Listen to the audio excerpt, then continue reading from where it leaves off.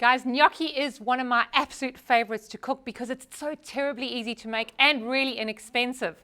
Now, obviously, using potatoes, but you can make gorgeous types of gnocchi, adding sweet potato, even butternut pumpkin, and also adding beautiful flavors into there, maybe peppercorns and lemon zest, or even something like a porcini dust. So I'm going to show you how to do that. These are beautiful mushrooms, and mine's bigger than yours, but you can buy these dehydrated mushrooms. Generally, they would tell you to rehydrate those in water, but I don't like the texture of that. So I like to put it in my little blender on the spice grinder, and I just blend those mushrooms up just on a quick whiz, and they end up looking like a very fine powder. So that's a mushroom powder that we can add to our sauce and to our little gnocchi. So now, of course, if you don't like mushrooms, you don't have to do that. Now, when we come to the potatoes, a lot of people take this far too seriously with the potatoes. There's many different potatoes that you can use successfully for gnocchi. And one of them is the good old-fashioned little dirty potato that you'll find at your market or at your supermarket. These cook down beautifully and are very easy to use. You can also use the Desiree or the Sebago potato. Now, I always say there's two different ways to cook it, because if you don't have your oven on, if it's not already preheated for something, it's very expensive to heat up the oven and cook 1 kilo of potatoes in your oven, because to bake them is going to take at least a half an hour. So I'm quite happy if you pop those in some boiling water and boil them as you would a normal potato. Leave the jacket on and do not pierce the skin. We want to keep all the water out of there. This must be the most driest and most boring potato you've ever seen, and then it's absolutely perfect, like this guy here. So it doesn't look very pretty, but that is a dried potato. This is a baked potato. He has been baked and skin removed. All right, and it's a beautiful dry, almost looks chalky, and that's what we're looking for. The minute it's looking wet and glossy, you are going to have a little bit of a problem. Now, I've of course got all the fancy gadgets, but to mash our potatoes, you can use a good old-fashioned potato masher. Never, ever, ever put it into a food processor, though, with a metal blade. It does make terrible glue, so stay away from that. So if you don't have one of these fancy potato rices, which is really, really nice, might be on your next Christmas list or birthday wish list. So it's called a potato ricer. You can put some of that potato in there, and it's the best fun ever. All you do is squish it together, and out comes fabulous mashed or riced potato.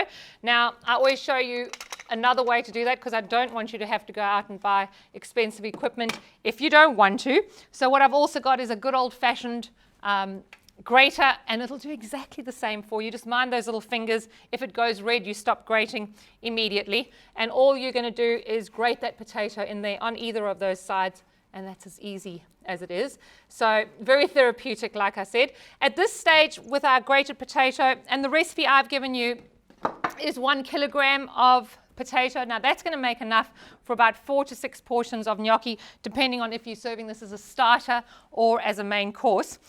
So that was probably the most difficult part about making gnocchi, is getting your confidence with those potatoes. So don't stress too much about it.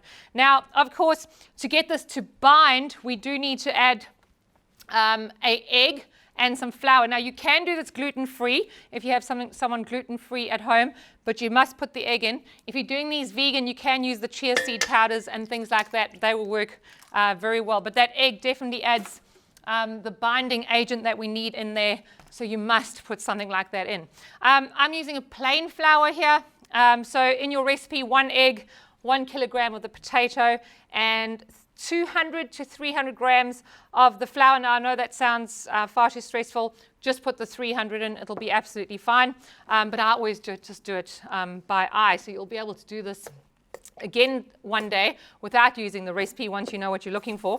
So all I'm doing is I'm bringing that together into a nice dough. It's the same as mixing anything. I'm using a nice strong spoon. I don't like to get my little hands dirty. I'd rather handle the dough when it's nice and kneaded and pliable, so I don't get any of that gooey egg on my hands. So I'm just using a lovely big strong spoon to bring that all together. Once I've got that together, I'm going to give it a very light kneading, because when I roll the gnocchi out, and I'm going to show you the best way to roll the gnocchi out, it's terribly easy. But once I do that, all we need to do, and I'm going to show you how to make it a nice small pearl size so that it cooks down really quickly. And the smaller you can make these, the more delicate you can make them, the better they are going to eat. So your guests or your friends or your family are going to feel how much you love them by the size of the gnocchi that you make. So if you make a terribly lazy gnocchi, they're going to be able to feel that you maybe took the shortcut.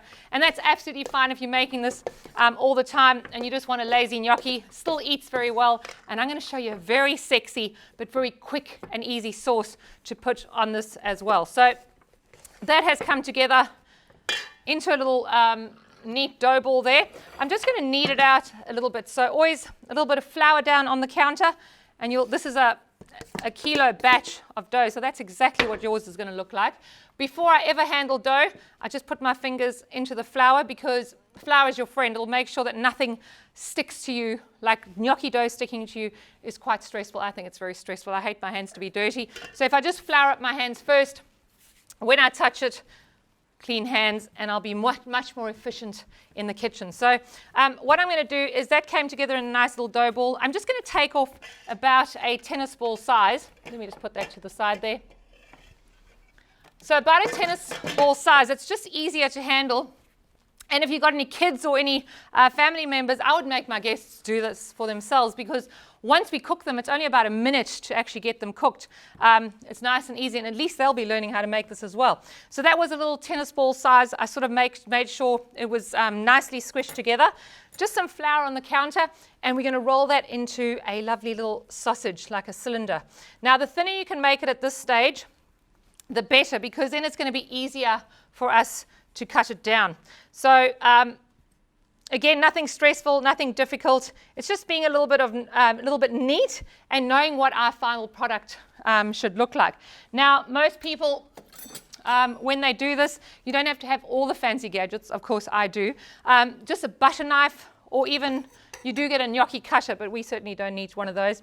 And then all I'm going to do is cut those off and just put your knife through the flour if it starts to stick, and we're just going to cut off those beautiful little gnocchi dumplings. Now, while I roll these, there are different types of gnocchi. So, I don't mean, and we could have also, by the way, added some of the pumpkin or butternut flesh into there to make beautiful bright orange ones.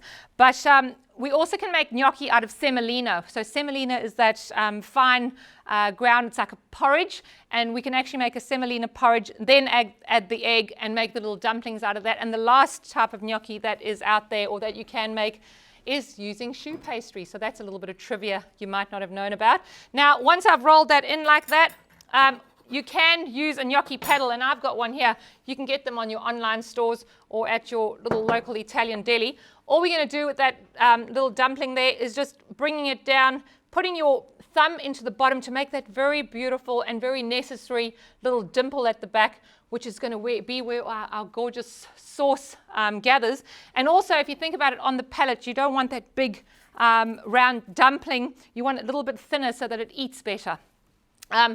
You can do just a little lazy pillow gnocchi, which is where we leave them just like that and boil them. But it's totally up to you as to how much time and how much effort you want to put into there. So just using a fork exactly the same way, I put it down there, and I'm just going to use gravity to actually let that press and fold and roll down. So these are, like I said, much easier than you ever thought they were. So I would like you to try these for yourselves, guys. And I'm going to finish up a few of these, and then I'll show you how to make the best and easiest sauce ever. So guys, once you've finished rolling all of those, I've got my pot of water, and I'm just going to put a little bit of salt in there. So I like to season the water. So just a little bit of table salt or whatever salt you prefer for cooking. I use a little tea strainer here. It goes in nicely, and I can see how much is going in there. So when these little guys are done, you can store them and make them like the day before, but don't put them on top of each other because they certainly will stick together. So you want them to be, for example, on a little tray with a bit of flour, and then you can store them in individual layers, and that'll be much easier.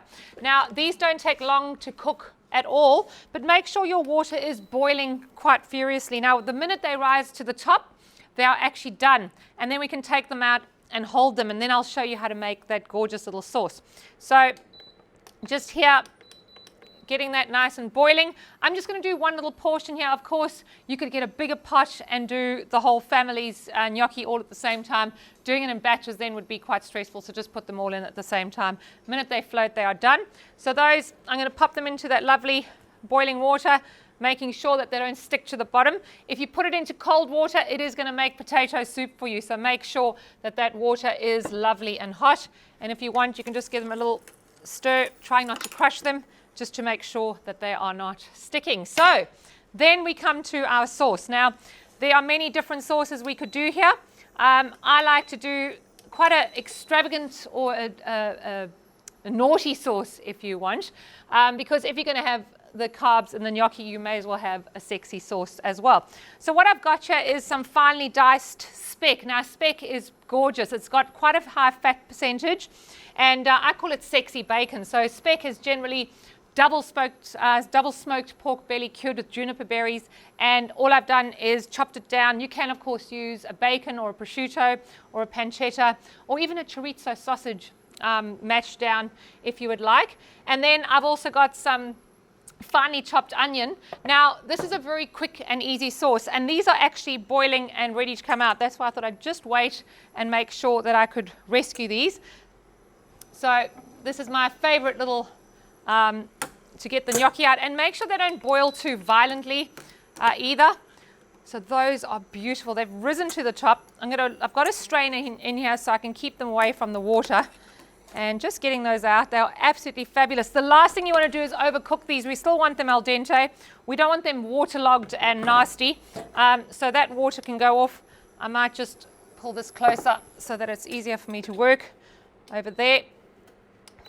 And let's do this quickie sauce. So what I was stalling you for as well is this pan needs to be hot. So and I even do this for a lot of my other cooking, if I'm putting cold meat into a cold pan, it is going to create stew, so all of that liquid's going to come out. So whenever you put it into your pan, and I've got my sexy scan pan here, we want to hear that sizzle when it hits the pan. So when it sizzles, when it hits the pan, you know that your pan is nice and hot and that your meat isn't going to stew. Now these little guys here, just to prevent them from sticking together, I might put a bit of lip gloss on there, just some sexy truffle oil, just so that they don't stick together. And of course, I'm going to add these into the sauce and get all that lovely flavor through there, and we're going to serve this all as one dish. So I can hear the sizzle in the pan. You can see I sort of left that speck there, and it's very finely diced, so it's going to cook very quickly for me. The pan is nice and hot, and I might even have to turn it down there, but it's sizzling. It's really talking to me. It's browning up, and it smells amazing. So what I do first is I never add the onions first, because if I was adding the onions first, I'd have to add some oil.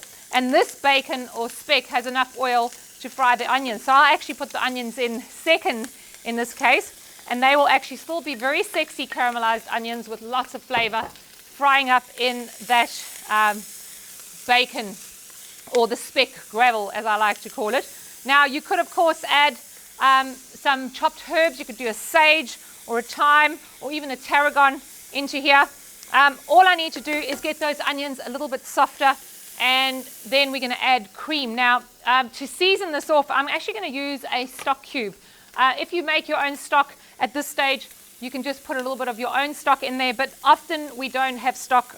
If you don't have enough refrigeration or freezer space, I'm quite happy for you to use a powder or a cube. So that was some of that mushroom that I blended up in the food processor, and then I am doing a matching mushroom stock cube. Of course, you don't often get those, so you can use a chicken or a vegetable one, and that's just crumbling it in there, stirring it through. I'm even reducing the temperature here, because that is definitely cooked and ready, and that was less than a minute, guys, if I didn't talk so much. And then just to finish it off and make it nice and sexy, we'll add these little gnocchis in there. Now at this stage, I'm not going to stir anymore because I don't want to mash them up. Now I'm going to turn to the chefy shaking. All I'm going to do is get them a little bit brown in that bacon fat, then just a little drizzle of cream and a chefy shake, and that will bring this amazing and very quick and easy dish together for you. All I'm doing is letting that heat through, and then this guy is ready to be served. So I've got a gorgeous little bistro bowl here. I always say if you use a different plate every time, your guests and friends and family will never know that you have used the same recipe. So it often adds that little point of difference. It's like wearing a dress and putting new earrings on or new shoes. I believe a plate can do exactly the same thing. Now we've got these gorgeous little dumplings. They are perfectly sauced with all that gorgeous speck and the porcini hanging onto the little dumplings. Best way to transport them if you don't want to mess over the glorious side of your plate, a little saucer underneath. You see that would have gone on the side of the plate. I call it a transporter plate. It allows me to be neater and more efficient when I'm dishing up. That's a handy little trick to know, especially if you're dishing up for friends or family and you want it to look gorgeous without stressing. So a lovely little pile of the gnocchi. This is quite a rich dish, so you only need a little portion like that. I'm going to be naughty and just drizzle it with a little bit of the truffle oil. It's a bit decadent, but why not? And then, of course, some grated parmesan. Now, we never call it grated cheese. I always call it parmesan snow or parmesan dust. It sounds very, very fabulous. And then a little bit of greenery over the top there. You could, of course, do roast pine nuts or anything like that. You don't have to have this naughty sauce. You could also do something a little bit cleaner, like a roast capsicum and tomato puree with garlic through there. I've got a recipe for that as well for you, which I will share.